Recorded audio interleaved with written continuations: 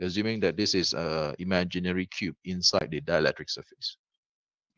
So when this happens, so when the alignment and when the alignment happens, so this positive charge on one side passes through this green area, right? And since we knew that the charge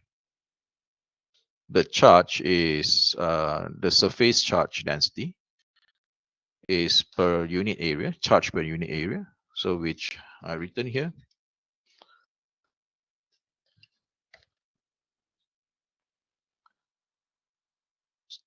Oops, sorry. Okay, so the total charge that passes through this area here, this shaded area, is equals to P times dA. Okay, polarization. Okay, because as I said, the polarization is pointing from negative charge to the positive charge, and it passes through this area. So the direction is perpendicular to the surface, right? So this N here represent the direction normal, the normal direction to the surface. And therefore, it is defined as the surface charge density. Or maybe in a easier symbol, in a easier representation, a variable, we can use it as QS. Yeah, QS.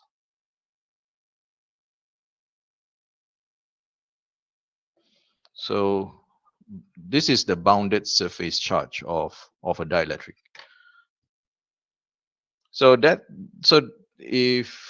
by that illustration, so by this illustration here, so that means if let's say I have the entire surface of the entire, let's say if you imagine that we have a cube, let's say like we have a piece of slab of dielectric, and when the electric field happens, so that means on the surface of the dielectric there will be a bounded charge, a positive bounded charge, when the electrostatic field is exposed. I mean, the dielectric material is exposed to the electric field. So since all the positive charge on one side, is on one side, and inside the other side, on the other end will contain the volume, right? Will contain all the volume of negative charges, because we knew, so because as a whole, the the the dielectric is electrically neutral, and therefore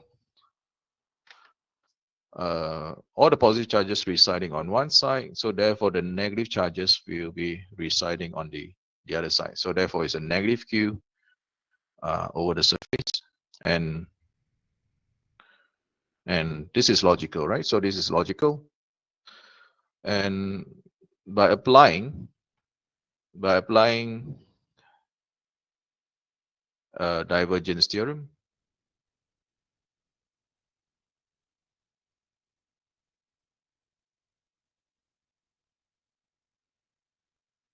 so this should be familiar to you now. So divergence theorem relate the volume charge with surface charge, and therefore the Q, so sorry, there is a negative sign. I missed out a negative sign here. So there should be a negative sign here coming. I mean, negative Q is negative volume charge density over the enclosed volume by by this enclosed volume here, which I have shown here, and which is equals to, on this side, on the right hand side, is the divergence of the polarization over the enclosed volume, and therefore the volume charge density, or maybe negative, sorry, I missed the negative sign again. So the volume charge density, or simply QV, the volume, the bounded charge is the divergence of the polarization. So that is the volume charge density inside the dielectric.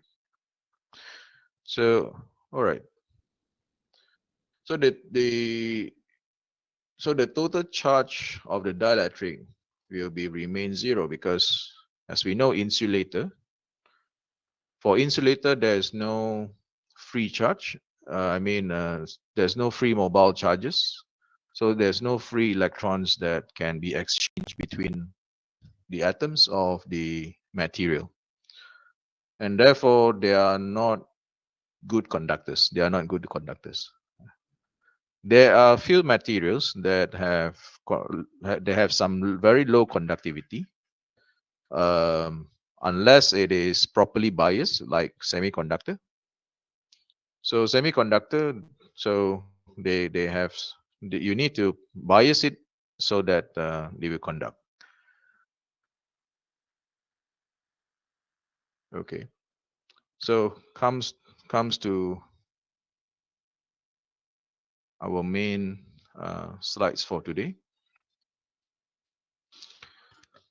So consider now we have a situation that they have many different type of dielectric in space. So we are now talking about generalization. So this dielectric material can be perfect dielectric. That means there's totally no free charges. There are totally no free charges. Okay, there's all bound charges. And some of the dielectrics are not perfect, very lossy. So lossy dielectric means there are some conductivity, very low conductivity. So they might have some free charges but very low conductivity. So that is assuming that we have situation like this. So therefore, the total charge now that you have, the total charge now. So is the total charge is equals to the volume charge density. So this represent the free free volume charge density.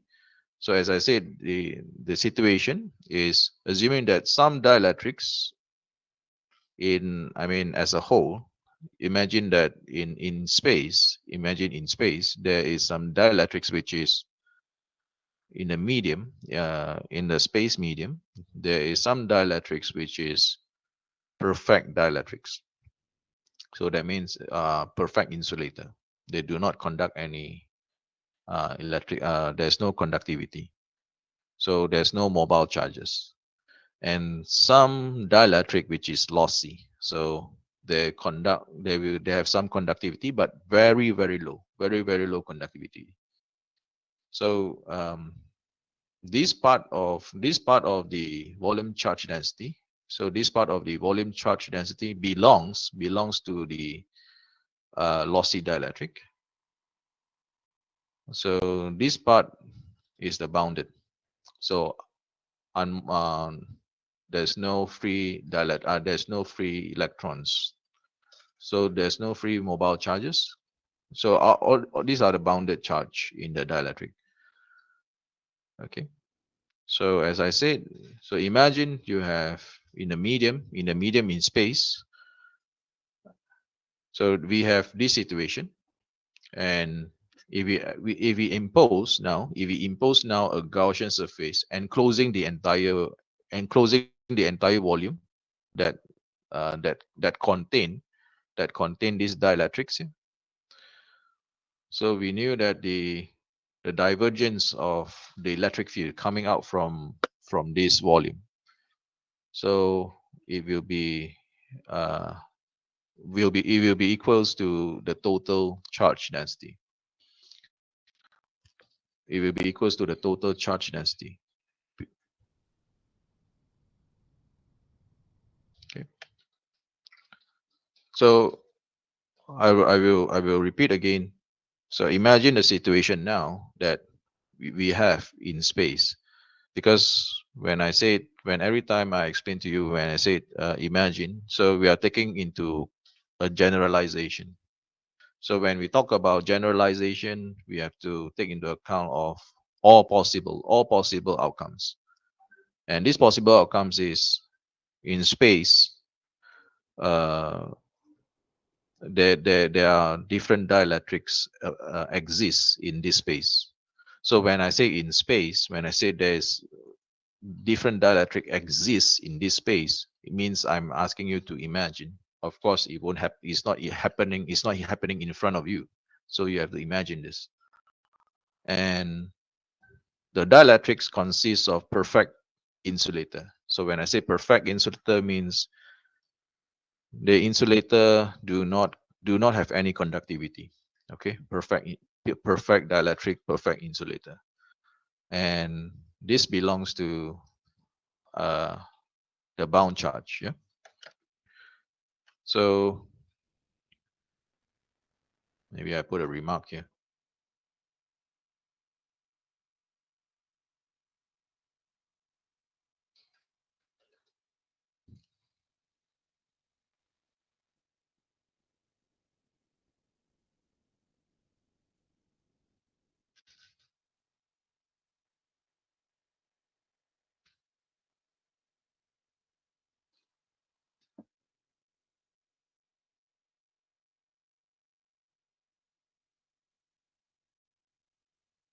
Okay. So bound charges from perfect dielectric, and we also have some dielectrics which is lossy. So lossy dielectrics, uh, they have some mobile charges, but very low conductivity. Okay, very low conductivity. So this coming from here. Uh,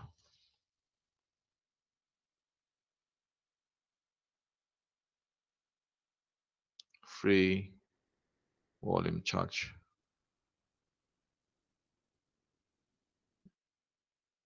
Density contributed by lossy dielectrics, by lossy dielectrics.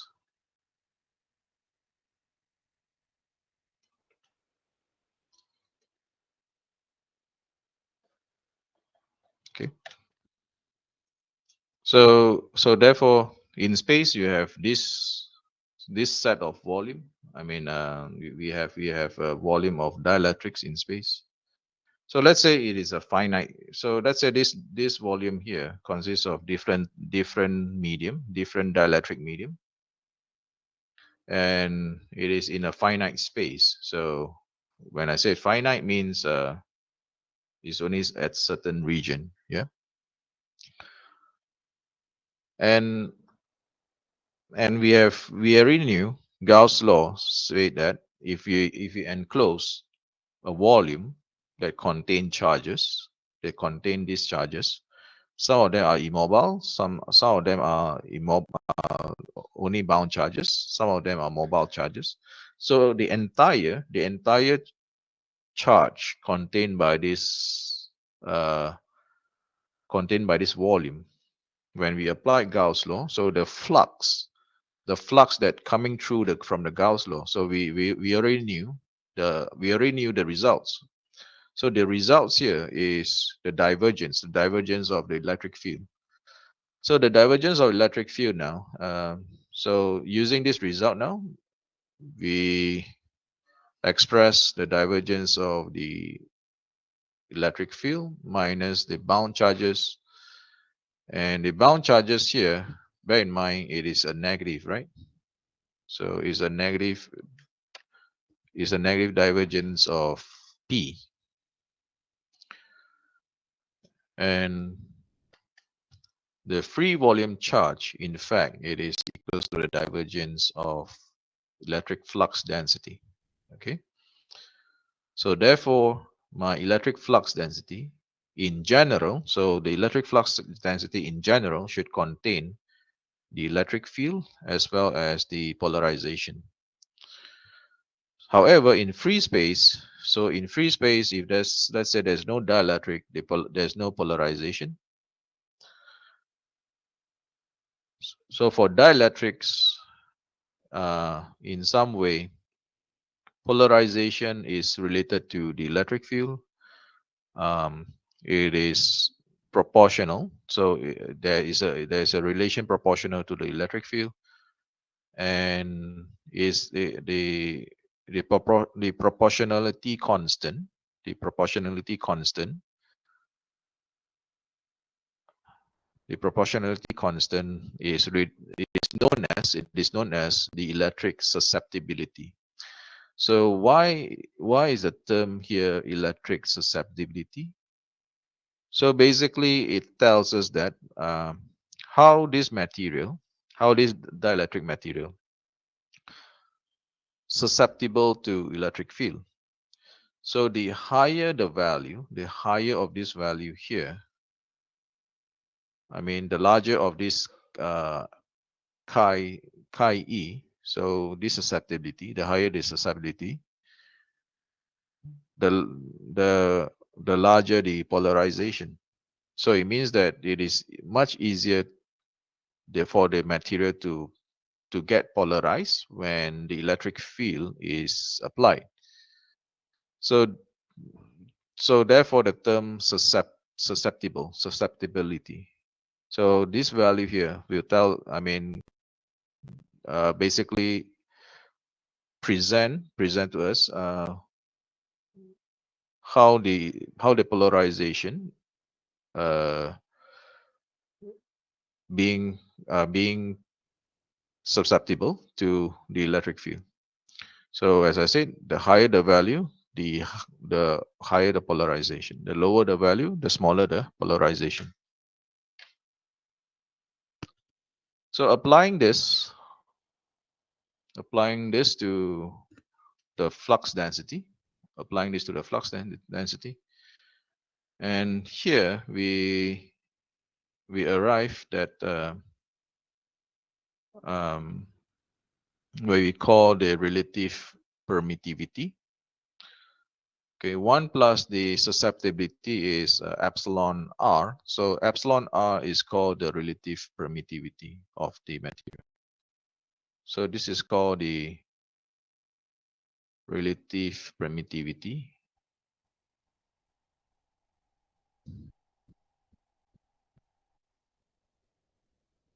Relative permittivity of the material. Okay. So for free space, so the relative permittivity is equals to 1. For vacuum is basically equals to 1. And for air is close to 1. So I mean, the air means, when I say air, is the air that we are breathing. I'm referring to the air that we are breathing. So the air permittivity is about, there's some fraction, it's not entirely 1. So 1.00006, something like that. I can't really remember. So we can assume that air, free space, and vacuum can be categorized as the same. Okay, as the same medium. Okay, so there's a few terms when we talk about dielectrics. So if it's a linear material, that means D varies linearly with the electric field intensity. Homogeneous means the permittivity does not change with the region being considered. In homogeneous, the permittivity is dependent on space and coordinates. And this means in homogeneous case,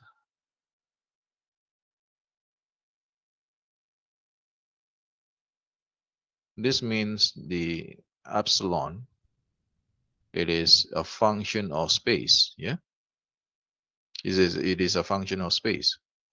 But if homogeneous, that means for E is the same everywhere. So in a material, everywhere the permittivity is the same. So for isotropic, the electric flux density and the electric field are in the same direction. For anisotropic, D, E, and P, electric flux density, electric field, and polarization are not parallel. So a dielectric material is linear if the permittivity does not change with the applied electric field. Homogeneous when E does not change from point to point, and isotropic if the permittivity does not change with the direction.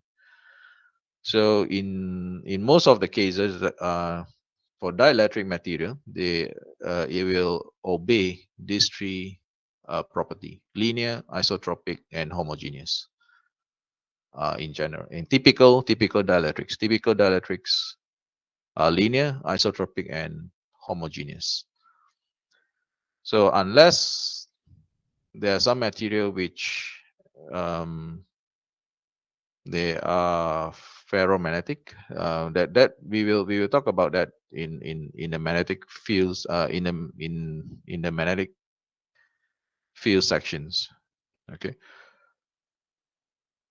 All right. Let's look at one example. So a dielectric cube of side L and center at the origin has radial polarization given by P equals to A R. So R is given, the vector R is given. So find all the bound charges density, find all the bound charge density and show explicitly that the bound charge vanishes. So using what we know regarding bound charge.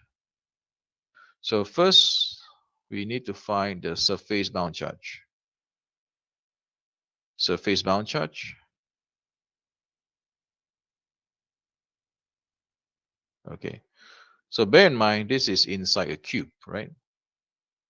So center at the origin. So imagine you have a cube of length L.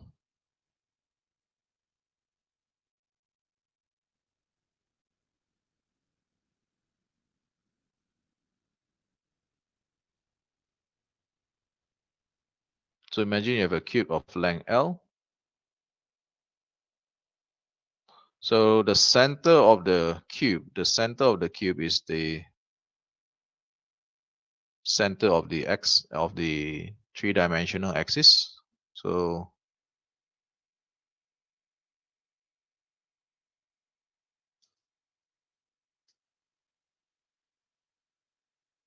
okay. So this is the origin. The center of the cube is the origin of the three-dimensional space. So assume that. So bear in mind all the length of the cube is L. All the length of the cube is L.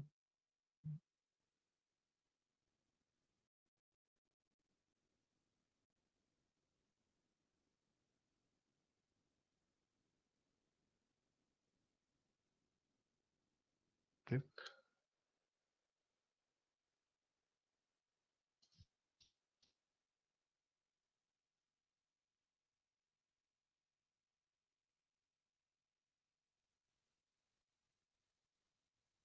Okay. All right.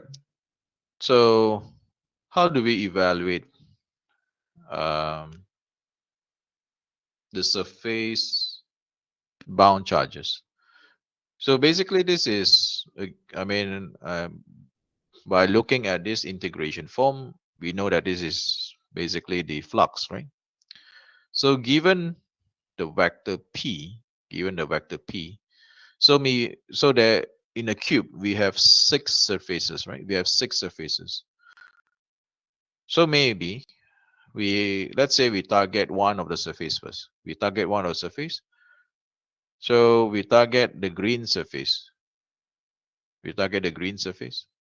So the green surface now, So what is the distance from the origin? From the origin, what is the distance from the origin to, let's say this is my surface now. So this surface here, it is, we consider the xz plane, right? So xz plane. So where is this xz plane located? Where is it located now? If let's say just now, if according to what according to what the example I've mentioned, the center is the origin point. And what my question to you is, the green surface, that one that the one that I'm shaded, so it is located at where? So this is YZ plane, right? So where is the location of this plane?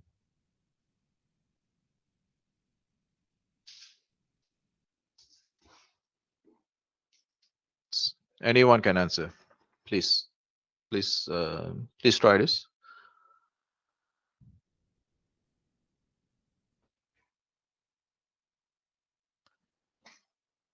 You guys get what I'm trying to say? My question.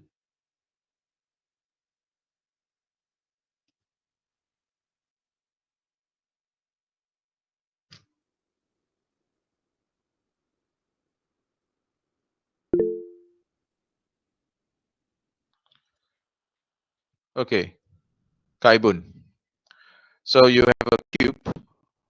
Let's say you have a box, right? Imagine you have a box. So imagine now you have three rulers. Three rulers, same length. Let's say 1 meter. Your ruler is 1 meter. So you oriented you arrange all your rulers in perpendicular, like your XYZ. Yep. Like what I've drawn here. XYZ. So so this box here, the green color, the green shaded area. So let's say according to your ruler, right? So where is this located? Where is this location? So this is what XZ plane, right? So the X and Y points are all the same, right? When I say XZ plane, so the shaded area, all the X and Y point is the same, right? Sorry, X and Z point, sorry. X and Z point is the same, right? So what is this plane? Where is this plane located now? So do you get my question now?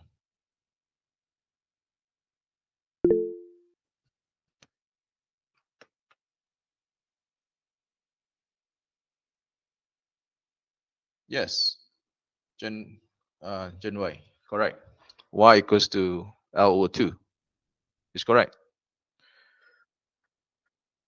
So it's located, so this, the green shaded area is located at Y equals to LO2. Okay, so as I said, so we are going to evaluate, this integral here for this surface, So P is given, A times, so R is,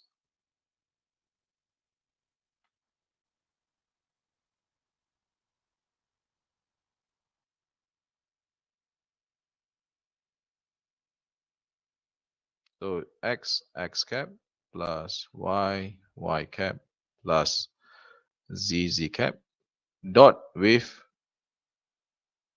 let's say this is dx dz, right? So dx dz,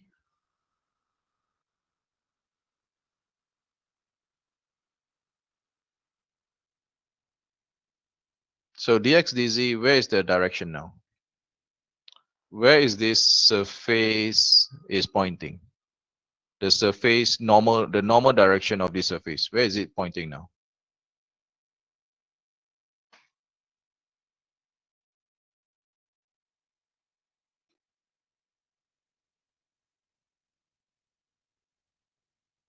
The normal direction of this surface.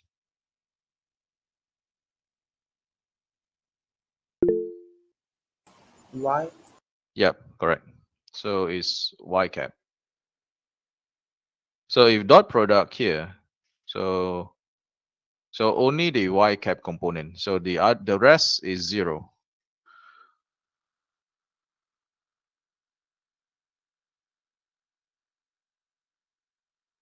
Okay, only the y cap component retain. So y multiply dx dz. So this can be easily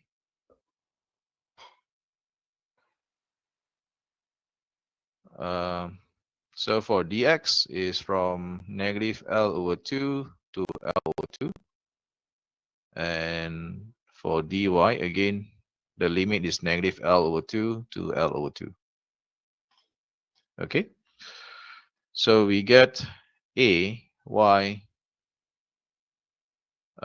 x L over 2, negative L over 2 over L over 2,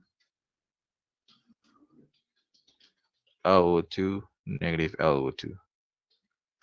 So, but bear in mind, this y here, as I said, the Sir, reason why, yeah, I think it's Z, right? sorry, my mistake is z. My mistake, sorry. So the reason why I said I told you that I'm asking where is this shaded area located, because this y here is at L over 2. Yeah. So therefore the evaluation now it is, so I have to substitute L over 2 into y. So therefore the value for x with limit from L from limit with limit L over 2 and negative L over 2, so it's going to be L. Same goes for z. So altogether it is L cubed over 2. So this is only for one side. Yeah, this is only for one side. Maybe I put a prime. Maybe I put a prime here. Yeah. So this is only for one side. So this is only for one side of the bound surface charge density. So we have altogether 6. So therefore, the total is 6 multiply q s prime. So which is 3a L cubed. Okay. So okay, we have evaluated the surface bound charge density. So what about the volume charge density?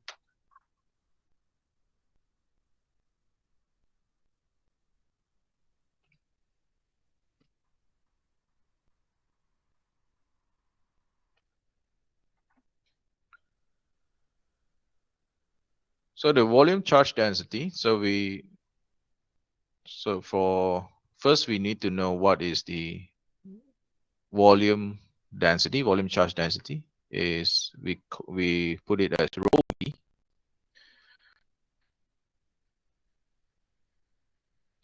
which for dielectric is negative divergence of P.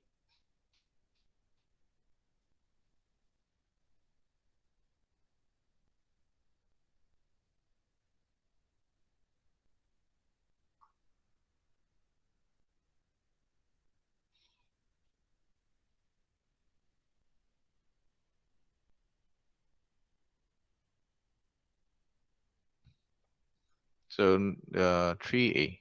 Yeah. So this is equals to negative curly x cap plus curly y cap plus curly z cap dot with p, which is a um,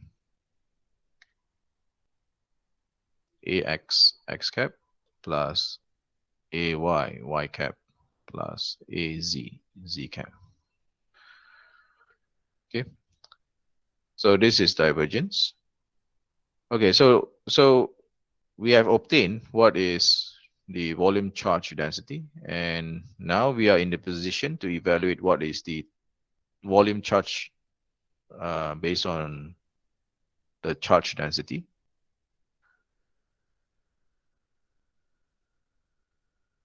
So negative 3a dV. Yeah. So for cube of length L for each side, then this is negative 3a L cube. So therefore, the total charge is, it says the total bound charge, right? The total bound charge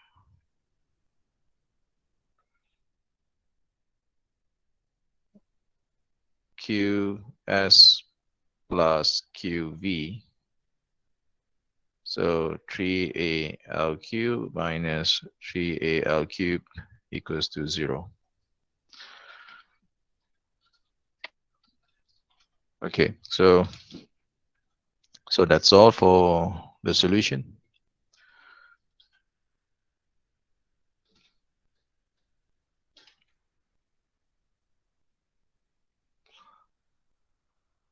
Okay, moving on to the last example, example 3. So the electric field intensity in polystyrene.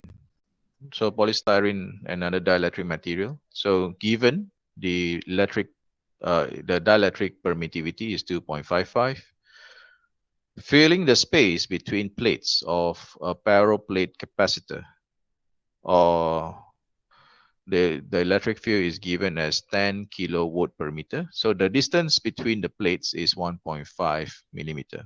Calculate the charge density. Okay, calculate the charge density. So when okay, so there are certain assumption that I'm going to tell you now for a parallel plate capacitor. So for this course, especially for this course, so there are certain assumption, and this assumption simplify our analysis. So I want you to take note regarding this parallel plate capacitor. So even though we are going to encounter this again in the next chapter, but so for now I will state a few assumptions. Um, so one of the assumption for parallel plate capacitor is, first, the plate is infinite. Okay. So again, when I said the plate is infinite, there's no such thing as infinite. I have bring this uh, topic a few times before. I've discussed this a few times before. There's no such thing as infinite. It is only the reference point. So when I say the the plate is infinite, it means that the two plates are close to each other, are very close to each other. And that means if the distance is small, so imagine that imagine yourself is like an ant, right? Yourself as a height of an ant, and the distance, the dimension of the plate is much greater than your height, which is the height of an ant. So which is maybe 100 times to 1000 times larger, right? So of a height of an ant. So that means from the point of view, from the reference point of view of the ant, is going to be infinite. All right. So the paraplate is always, so in our case, is always considered infinite. Infinite plate. The dimension is infinite. And because of that, because of this assumption, so there is no fringing fields. So it means that, uh, let's say I have again, I'm trying to draw this. So this paraplate,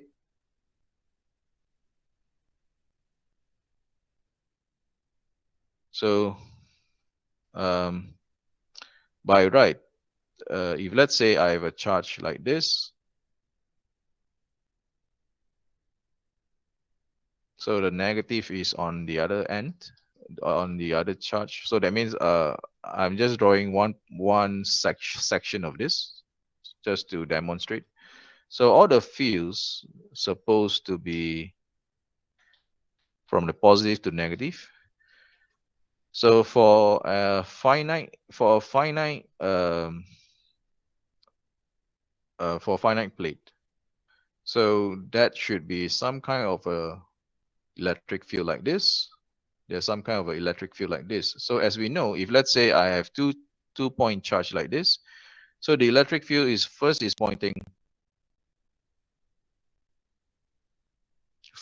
pointing from this to here to this direction. So there are a few electric fields, yeah. The mapping of the electric field. And of course the other, so this is going out here and coming in here, yeah. So in general, so this is the electric field lines for, if let's say 2-point charge. So if we have a finite, if let's say we have a finite length of a plate, so the electric field, the contour of the electric field is going to be some kind, like somehow is going to be like this. There's some fields which we call this the fringing fields,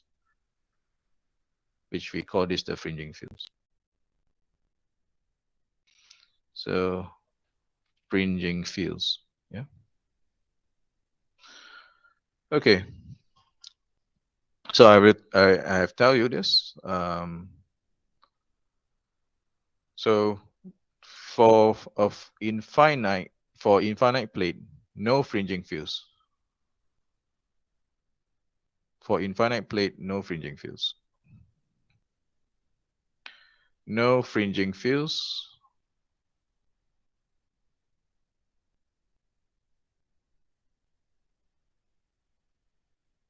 For infinite plate.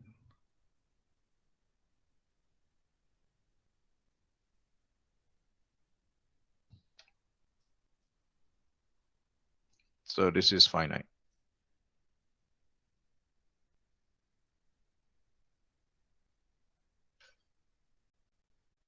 So again, when I say finite means, again, there's the dimension. When I mention finite and infinite, it is always the point of reference. Yeah, the point of reference. Okay, so please bear this in mind. For most of our discussion for plate capacitor,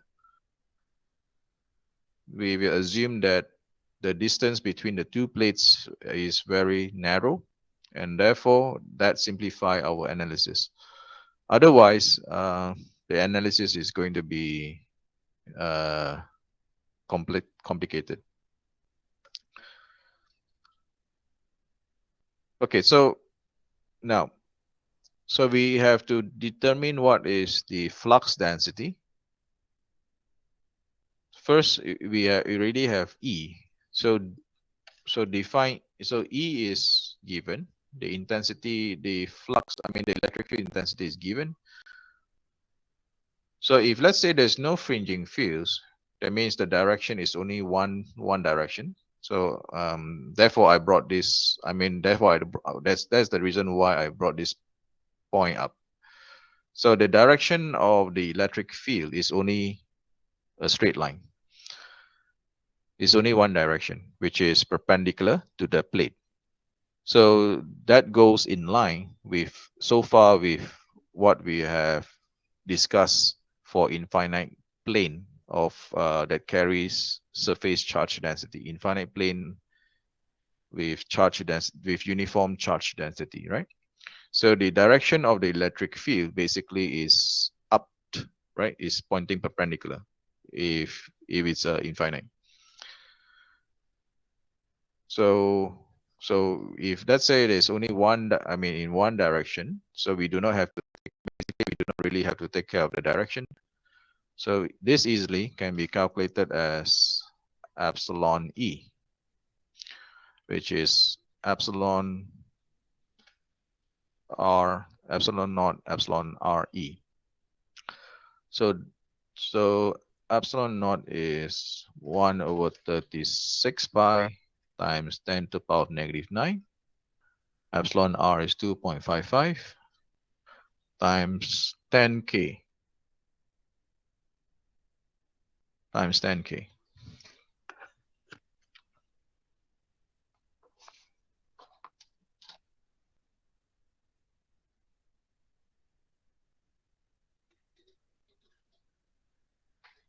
So is equals to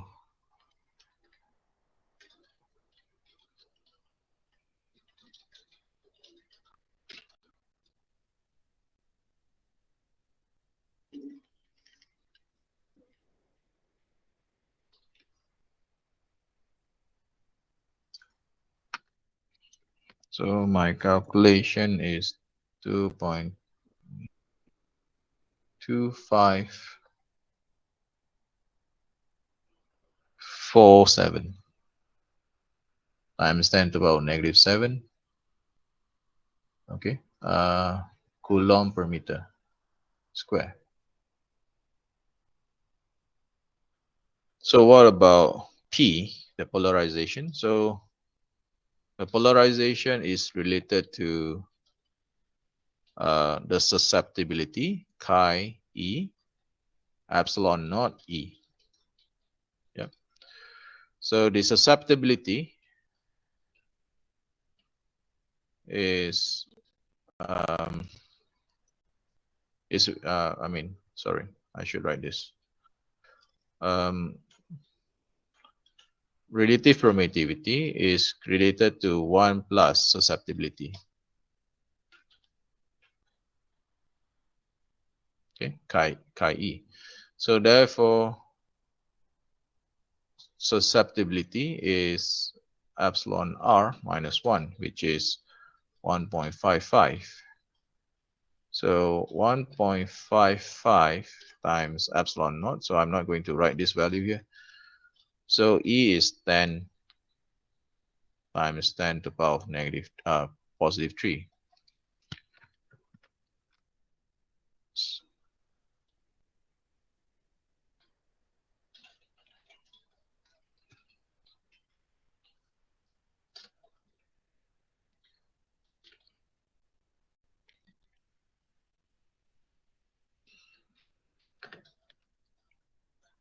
So it's 1.3705 times 10 to the power of negative 7.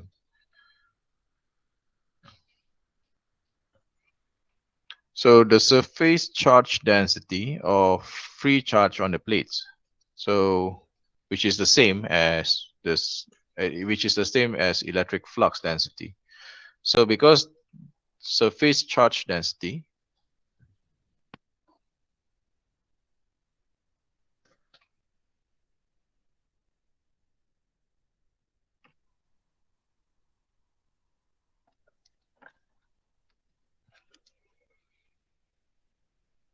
so rho s is the vector d times n, yeah. So therefore is d, which is the same as the value before, 2.2547.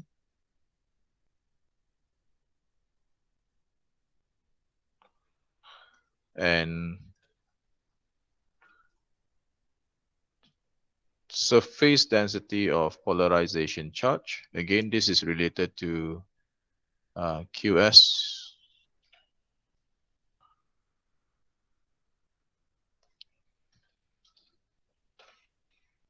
So same as the value before.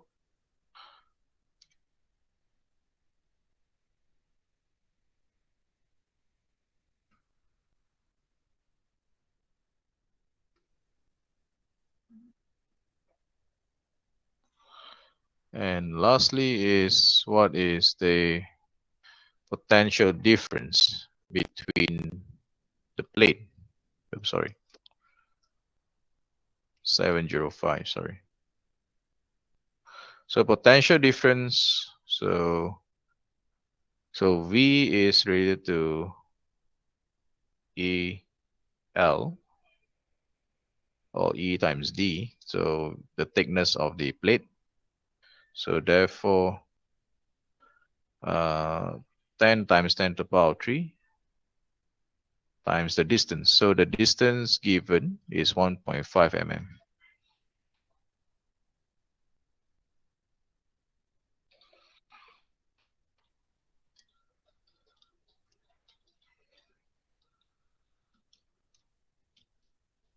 So 15 volts.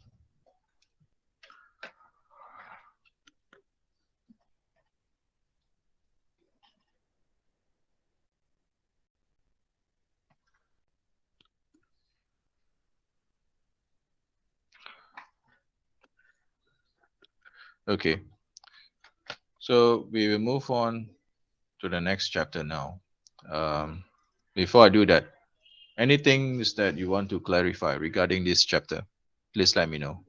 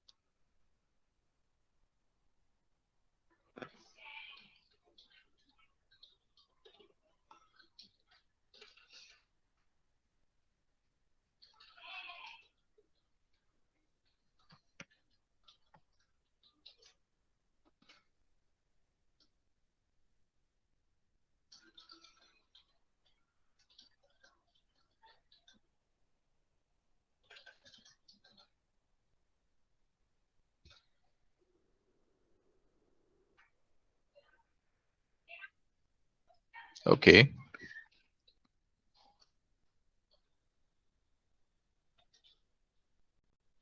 what about others?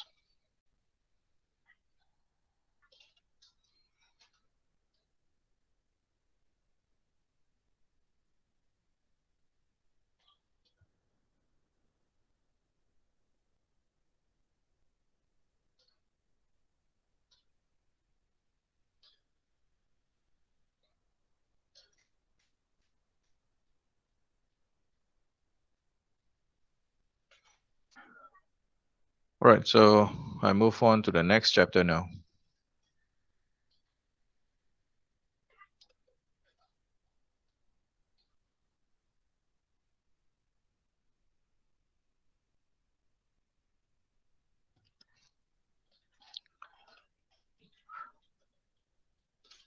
So we are, for this chapter we are going to look at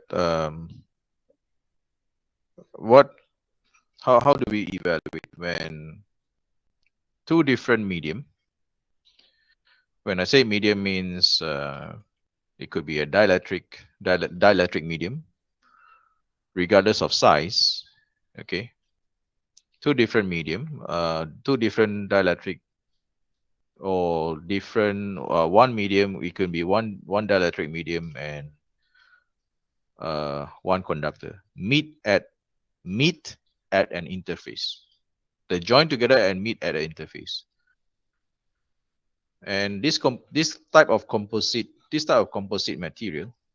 So let's say, so we want to look at the property when the electric field is exposed to this type of composite material.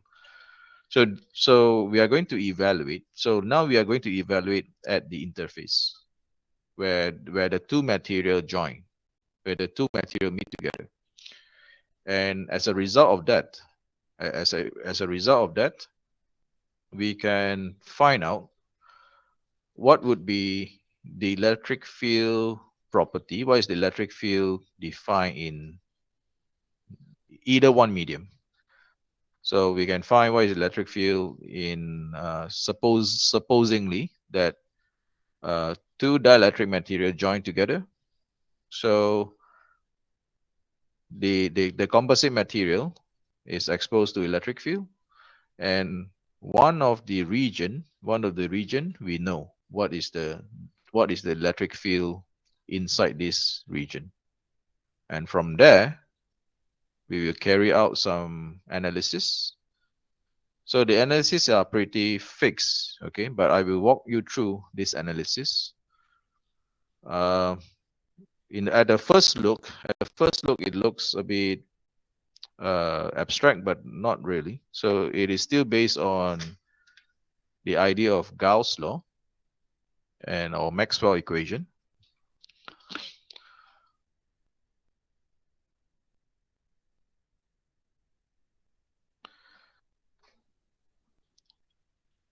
So as I said, if one of the field exists in one region consisting two different medium, so the condition of the field must satisfy the interface. So this condition, how we comes to this boundary condition, are basically derived from the application of Maxwell or Gauss's law. So this condition is helpful in determining the field on one side of the boundary if the field on the other side is known. So obviously the condition will be directed to the types of material the medium are made of. So there are three different scenarios. So one scenario is, so as I said, two different dielectric joined together. Another scenario, one conductor at one side, another region is dielectric, and another scenario is conductor and free space. But in fact, actually, we can treat free space and dielectric as in the same category. Yeah. So to determine the boundary condition, so we need to use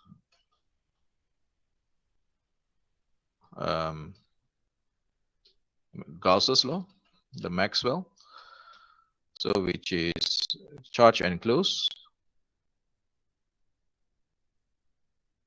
So we need to apply this, and so this is the first equation that we need to use. And also, what would be the other condition, which is because we are dealing with electrostatic, and therefore the evaluation of a closed loop integral. So we are going to apply these two conditions here. The evaluation of a closed loop integral, a closed path integral for an electrostatic field is going to be equals to 0. So there are two things that we need to take into account. So we need to decompose E into two orthogonal components. What does it mean is, so for a given electric field, so it can be decomposed into a tangential component and also a normal component. So what does this mean? So let's say for example, you have a surface like this. Imagine you have a flat surface.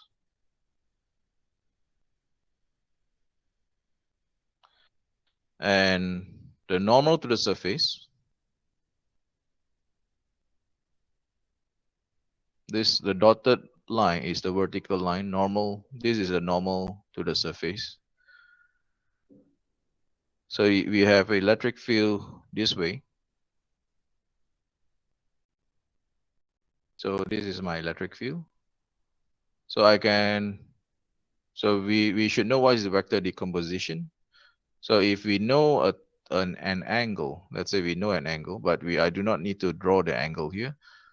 So the electric field, I mean this direction, this vector here I can decompose it into a vertical component, so which we call the normal component and tangential component. So why is it normal and tangential? Because the direction of the electric field is tangential, uh, uh, is tangential to the surface. Yep, that means it's parallel to the surface. Therefore, it is called tangential. And when I said normal, the direction of electric field of this component here, the one that we decompose, is normal to the surface.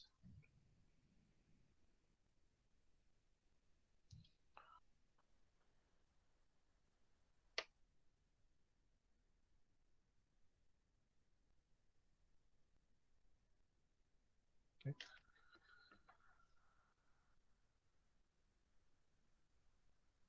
So same thing, a similar decomposition also can be done for electric flux density.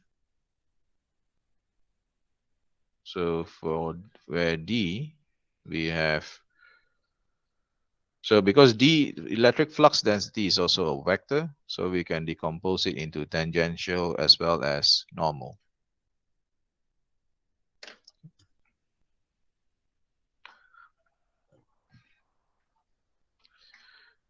Okay, so we have two dielectric medium. We have two dielectric medium. So the dielectric medium is the interface, although is given as a curvature, some kind of curvature here. So in general, I mean, generally, the figure given here as, I mean, as a generalization of how we are going to apply, how we want to apply the two laws that I just mentioned, the Maxwell equation, equation 1 and 2. So one is the Gauss law that we did. Sorry, I forget one thing. So closed surface, yeah, closed surface. So how are we going to apply the Gauss law and also the Maxwell equation? So first, so the two field E1 and E2, um, it is given. It is given. Okay, it is given. So when solving the problem later on, one of the electric field will be given. So in this case now, it is, we can assume that, I mean, during this analysis stage, we can assume either E1 or E2 is given. But of course, it is presented to you now is E1 and E2. I mean, the electric field 1 is the electric field in region 1. So this is region 1. So again, this curvature here is the interface. This curvature here is the interface. Yeah, the one that I highlighted. This curvature here is the interface. So the value, I mean, the number 1 here represent region 1. The number 2 here represent region 2. So region 1 have permittivity of epsilon 1 and epsilon 2. Okay. So they have, so basically we can say epsilon 1 is epsilon naught, epsilon R1. Okay. Some value, some value, but as a general, we just express it as an algebra. So same goes for epsilon 2.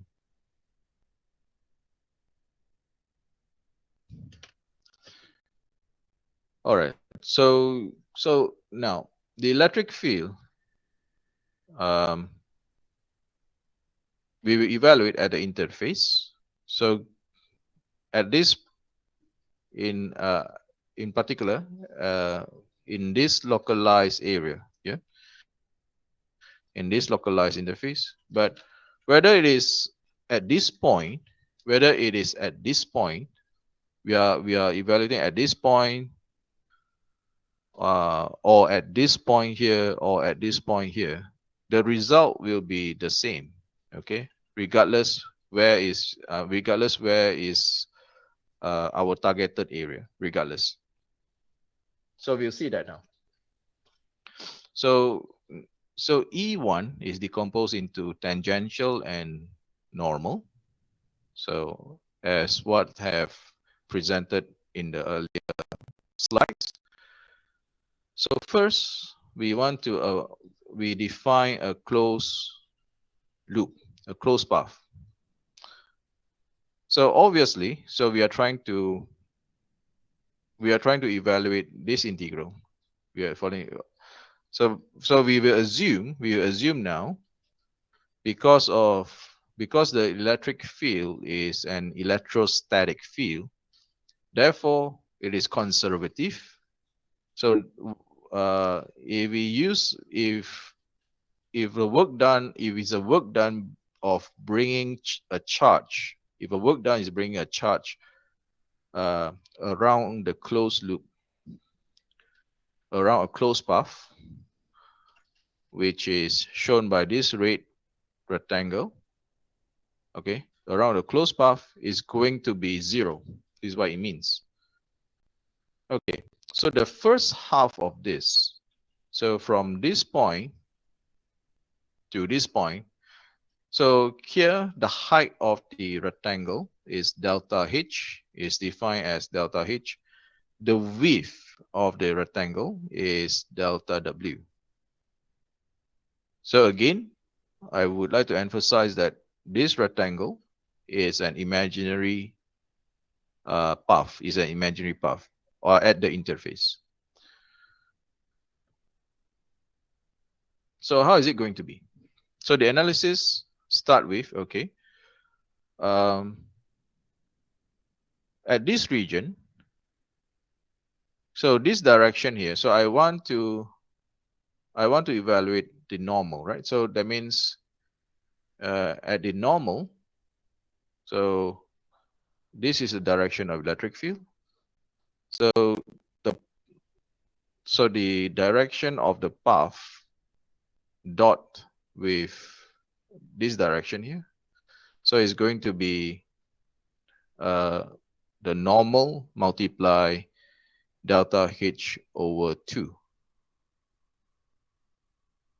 Okay, the normal delta H over 2. So which is this one here. The normal multiply delta H over 2. So assuming that the interface, maybe I should put this here so that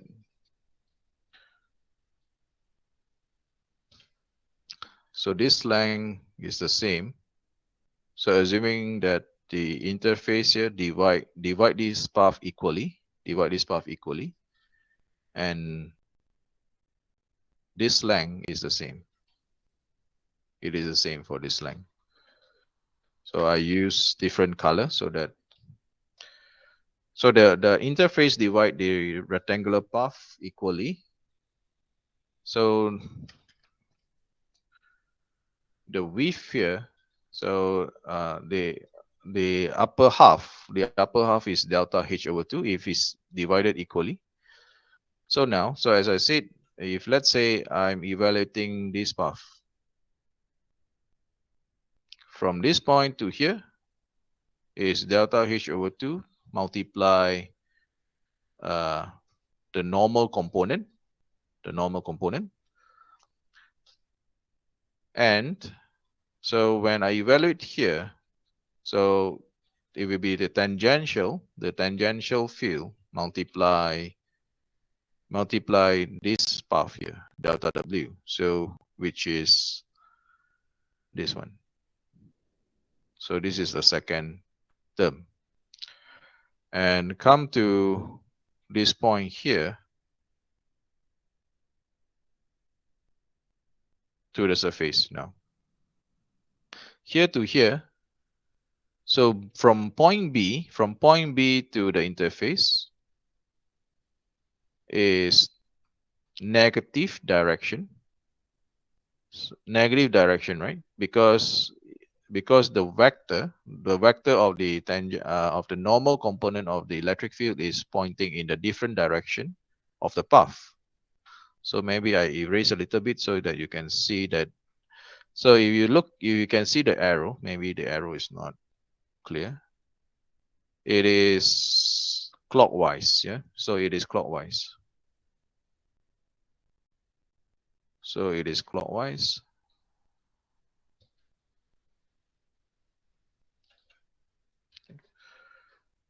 So I won't put the equal sign again. So I hope everyone follow that what I've explained so far. So this interface divide the rectangle equally at this point here. So this is half of it, half of delta H over 2. Here is half of H delta over 2 and the other side as well. Okay.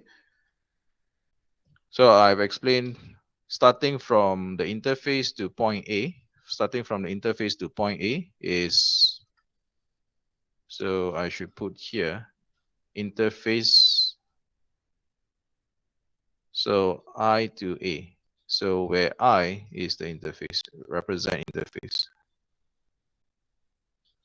So at the interface level, so at this interface level, so at this interface level to point A. So, okay, so I label here. And after that, this is from A to B.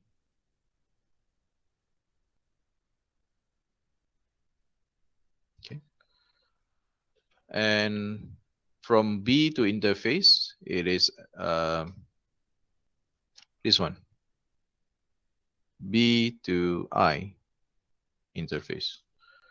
And then now, so we have deal with region 1, basically. We have deal with region 1. So the other region is, now we are in region 2, with which have dielectric permittivity epsilon 2 and electric field E2. So it's a different electric field compared to region 1. I mean, different field intensity compared to region 1.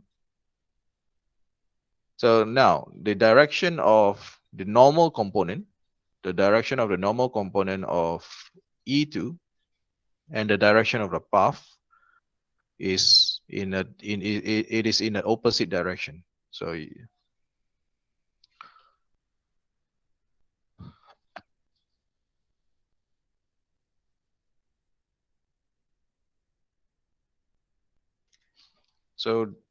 So here should be a negative value, so which is E2n times delta H over 2, so negative. So this is from I to C. Okay, so this one here is from I to C. And again, the path is opposite the direction of the tangential field. So the electric field multiply the length of delta W. So it's also negative value because of the direction. So this is from C to D. And lastly, of course, this is from D to the interface. Yeah. So from D to the interface, from this path here, so the direction of the normal component is in the same direction of the path. So therefore, it's a positive. So everything, if we look at it, so we can see that this term here, so this term here cancels off. And this term here cancels off. So only leaving these two terms. So only leaving these two terms. So therefore, oops, where is this? So so therefore we see, so the result here is uh, the ten the tangential component. So this means basically the tangential component of the electric field is the same at the interface. So the tangential component at the interface is the same. So that means if you are provided an electric field information at either region, so you can find the tangential component of the other region Okay.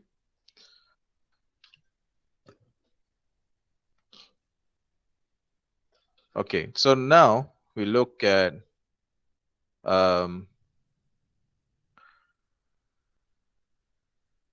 the normal component now. Okay, but before that, so here you can see that it is continuous. The tangential component is continuous. However, the normal the for the electric flux density, it is discontinuous.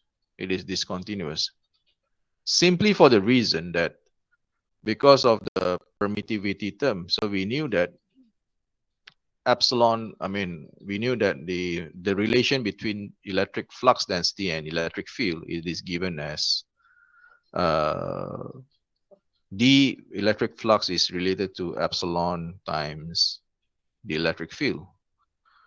So electric field is basically the electric flux divided by the epsilon of the permittivity of the material.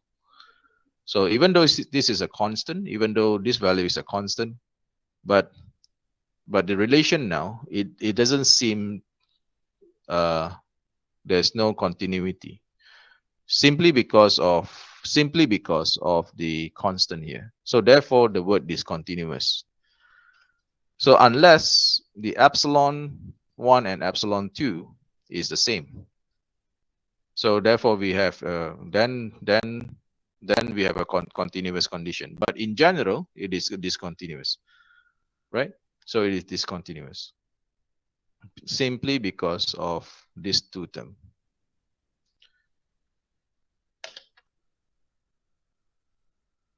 Okay, so now we'll evaluate um, the normal component of the electric field.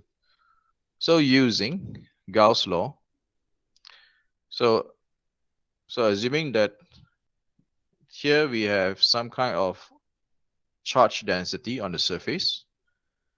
So I should put here, assume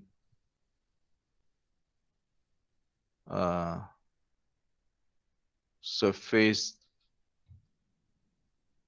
charge density.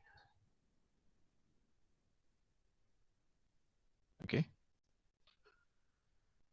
Rho, maybe rho s. Okay. So assume surface charge density, uniform surface charge density over the interface. So the application of Gauss law, so we will assume that there is an imaginary surface, imaginary closed surface. So in this, in the notes, it shows a cylindrical closed surface. So the area of the cylinder is delta S. The area of the cylinder is delta S. So the charge enclosed will be then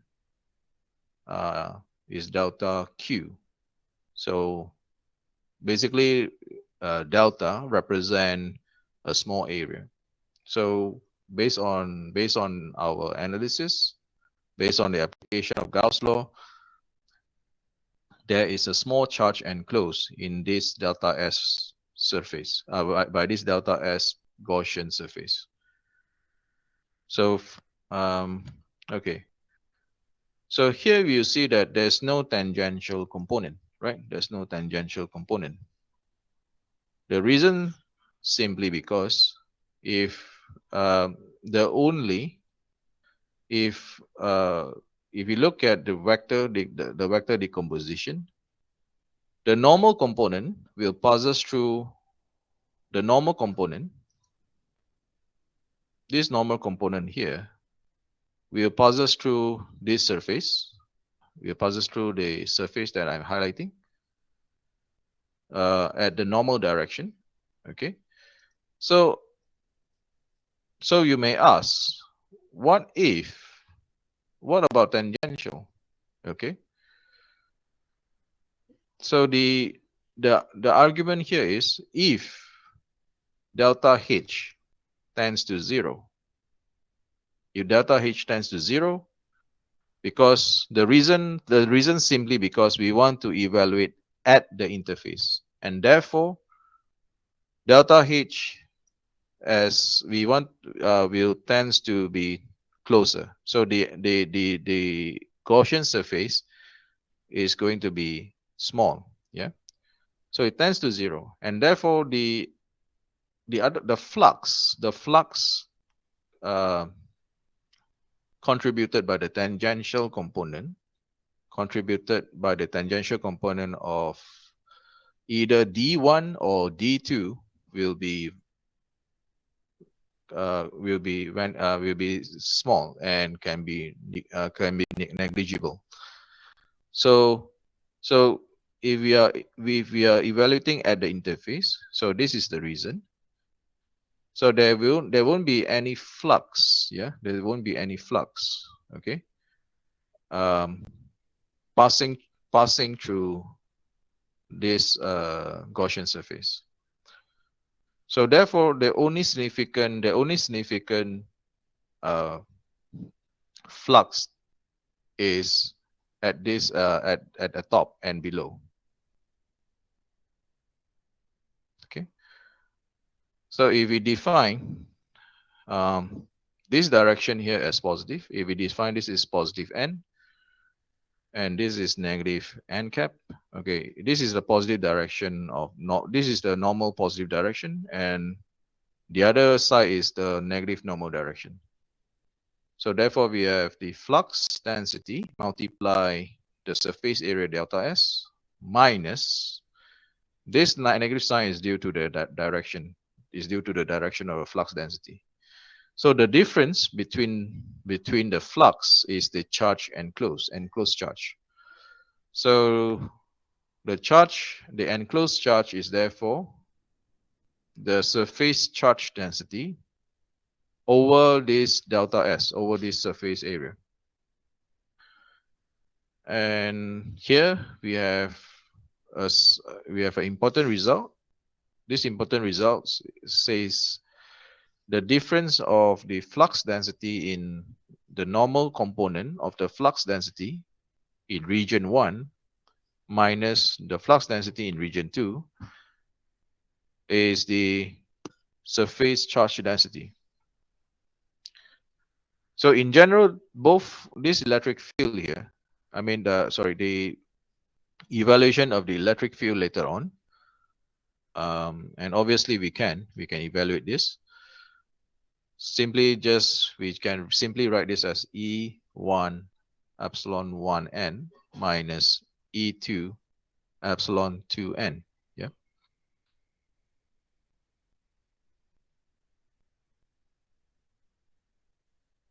Equals to rho s. Okay. So we can calculate this. We can evaluate this. So if there is a condition, that if let's say there is no surface charge density, or there's no free charge exists at the interface, so that means rho s equals to 0. So this condition here implies if there's no free charge exists at the interface, this implies rho s equals to 0.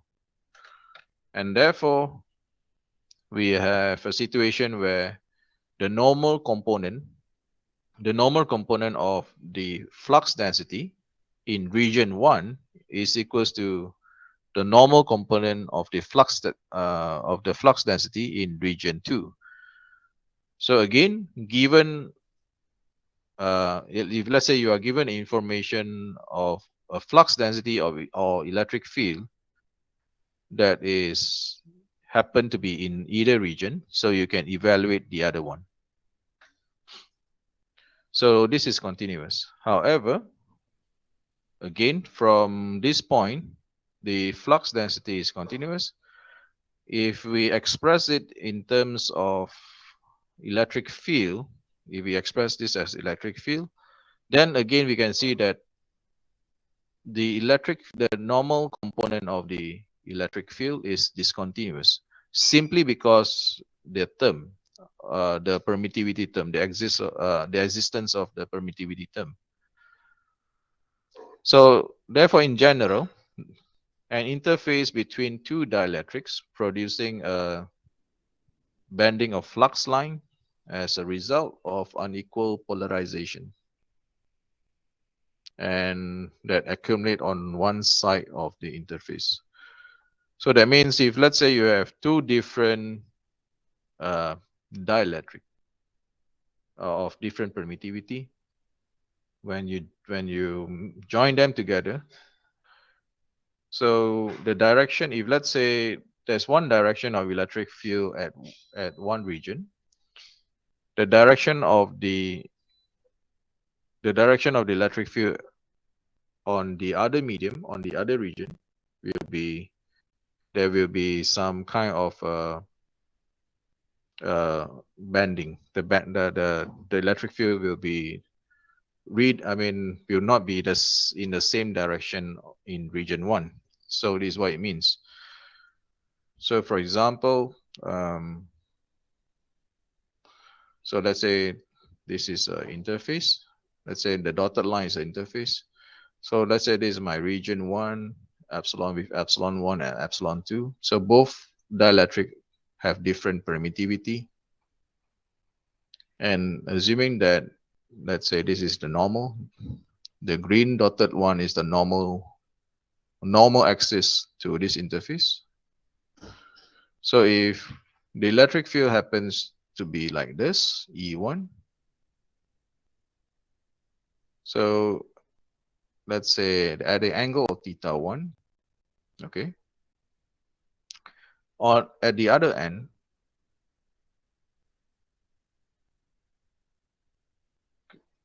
there will be some kind of theta 2 here. Okay, there will be some kind of angle which is different for with theta 1. So so it is always that there's one application that you may have came across. I'm not sure that you have learned this.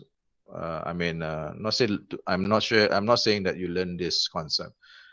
If you have heard of fiber optics before, and of course everyone now is using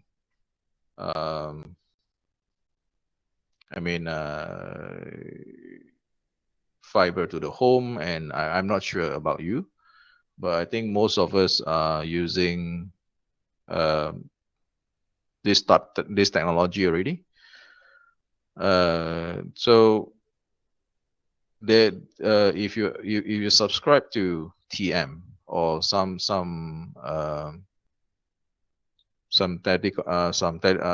internet provider, some internet provider, so they will lay a cable, they will lay a fiber cable to your home, okay, and now you will have high-speed internet basically.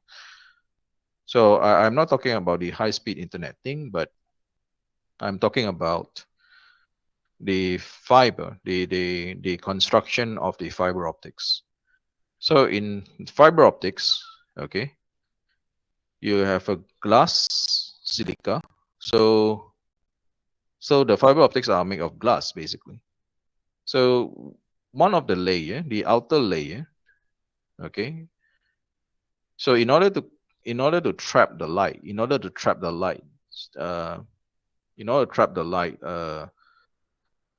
inside the fiber. So So the permittivity of the silica must be greater than air. So therefore there won't be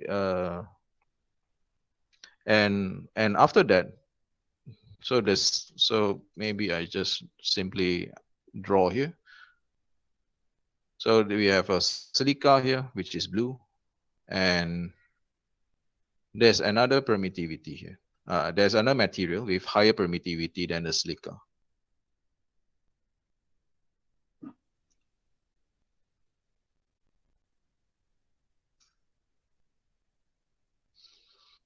So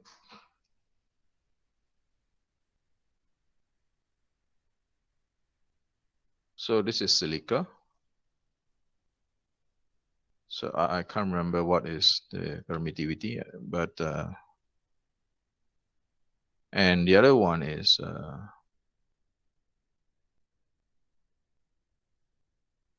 some kind of dielectric. I can't remember the name as well. But what I remember is the permittivity of this dielectric, some material, this material here, is higher than the silica. Is higher than the silica. So that the so that to trap as much as possible of the light inside the silica. So that means the propagation of light, in order to confine that, so we have high dielectric, so that it won't it is an attempt to make sure that the propagation of light is contained within the silica. So you can check this out basically. So this is one, I mean, so we call it the index.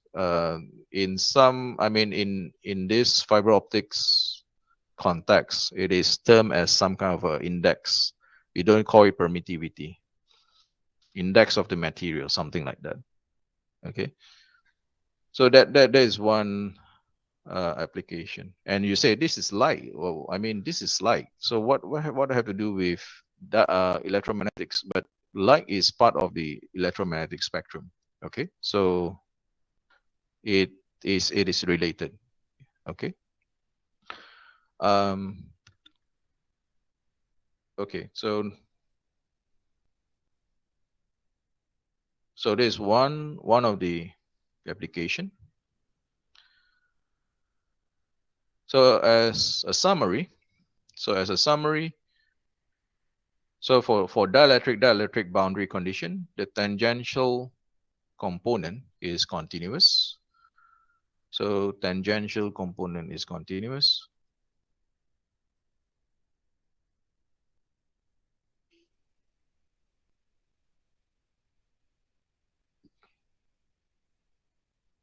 Okay, tangential component is continuous.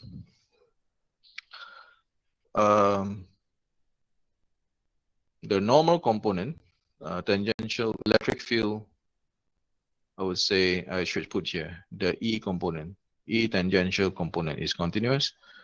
Here, the D normal component is discontinuous.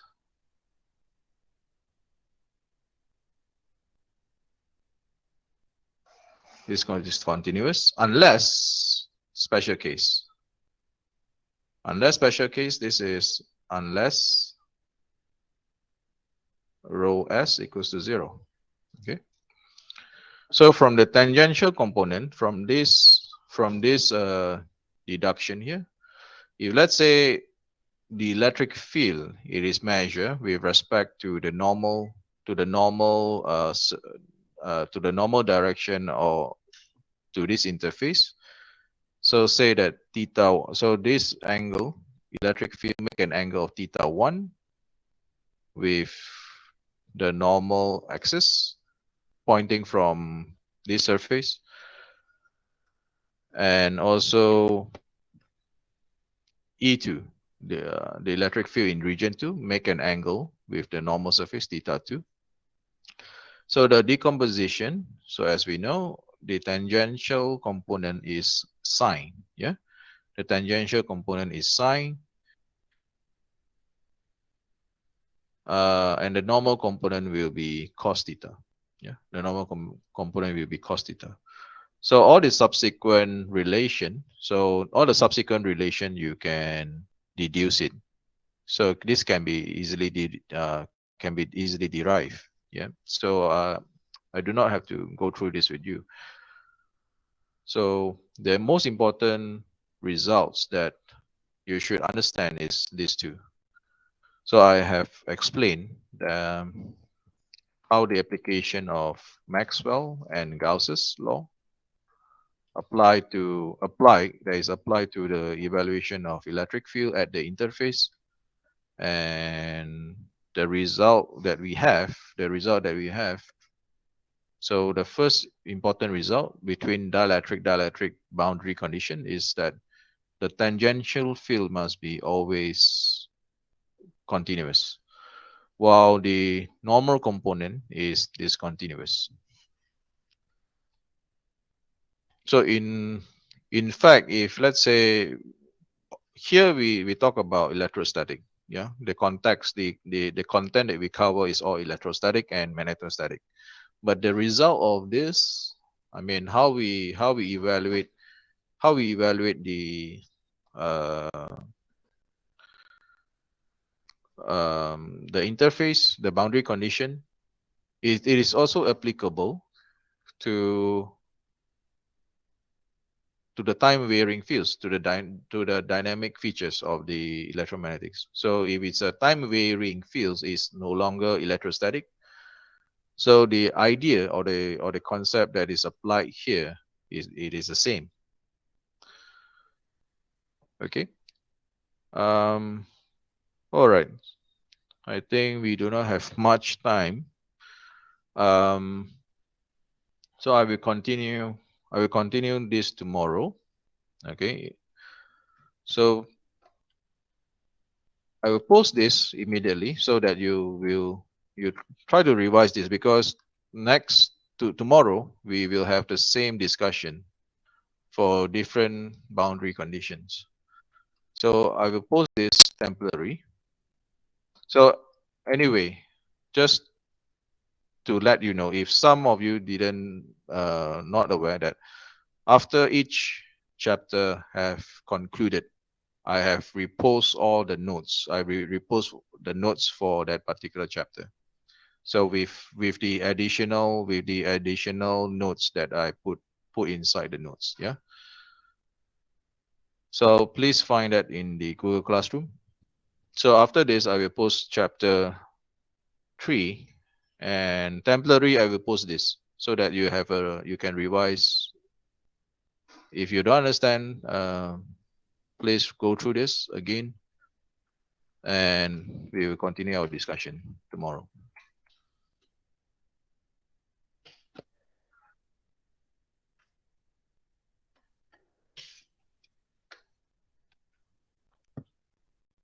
All right. Thank you, everyone.